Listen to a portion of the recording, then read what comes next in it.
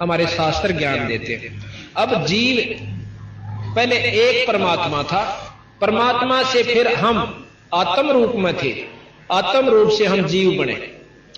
जीव बने अपनी इच्छाओं के कारण, और जब इच्छाओं का नष्ट हो जाएगा, हमारी वासनाएं समाप्त हो जाएंगी, हम फिर पीव बन सकते हैं। ऐसा प्रमाण गरीबदास जी ने दिया और भी शास्त्र बताते हैं।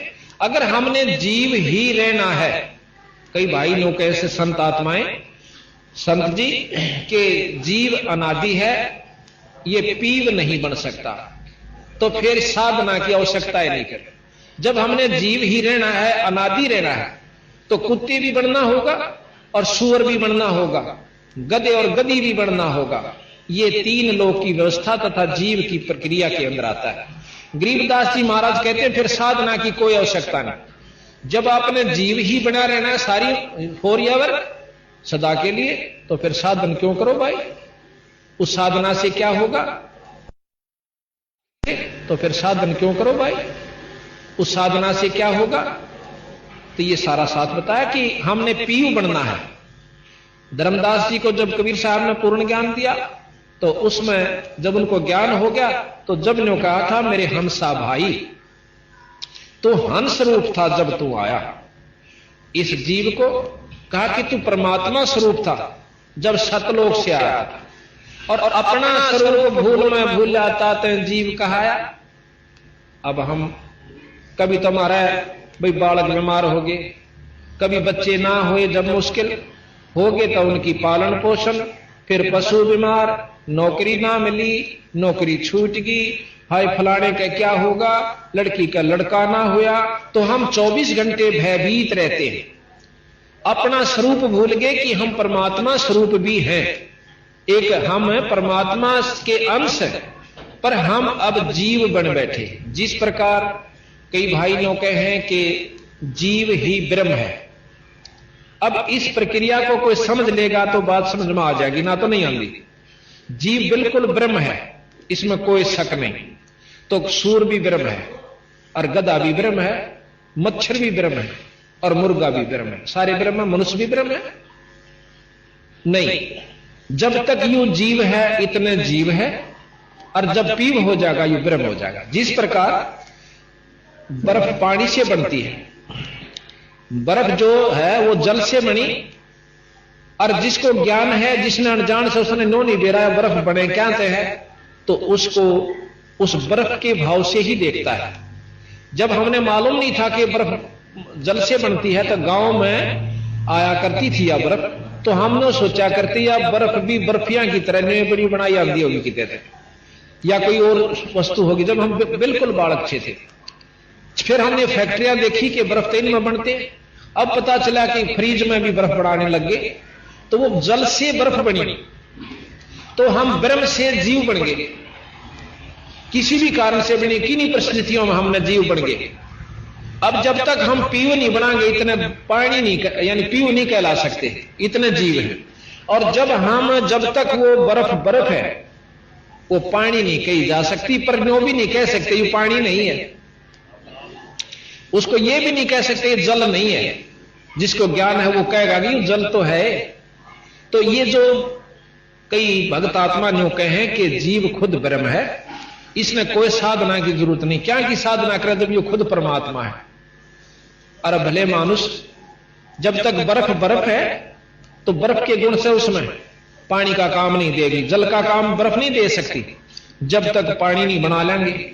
इसी प्रकार जब तक हम पीव नहीं बनेंगे, इतने जीव की ही संज्ञा में रहेंगे, और हम हमारे साथ ये सब लगे रहेंगे, काम क्रोध मोह लोभ अहंकार, और इसके अंतर्गत हम लोग 84 भी भोगांगे।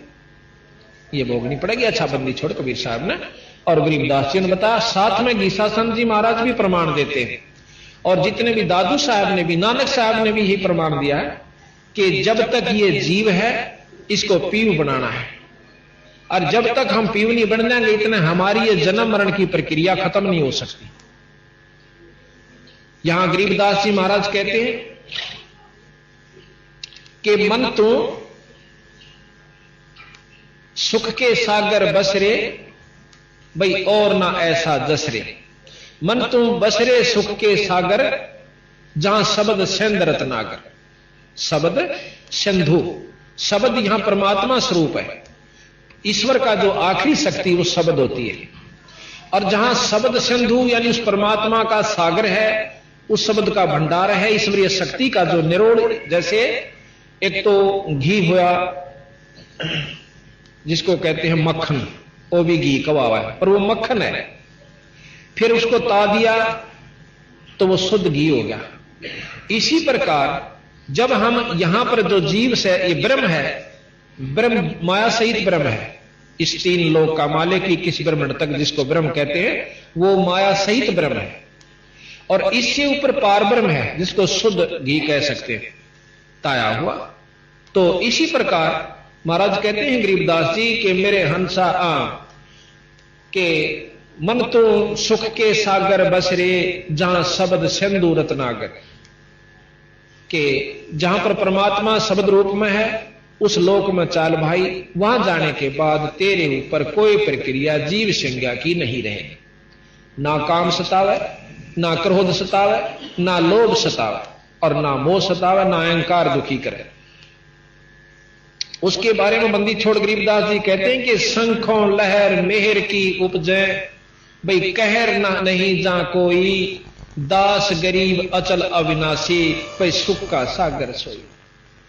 वो सतलोक, वो पूर्ण ब्रह्म, वो सुख का सागर है। जब हम वहां पहुंच जाते हैं हमारा कोई शत्रु नहीं रहता, ना दुश्मन होता, ना मन में राग उत्पन्न होता, ना द्वेष होता। अब राग है तो द्वेष भी साथ रहेगा। तो इस प्रकार महाराज कहते कि शंखों लहर मेहर की उपजे, भाई कहर नहीं जा कोई, दास गरीब अचल अविनाशी, सुख का सागर सोई।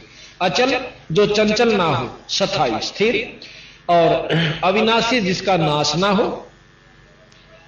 अब हमने ये देखना होगा कि परमात्मा की वैरायटी का आपको ज्ञान दिया जाएगा।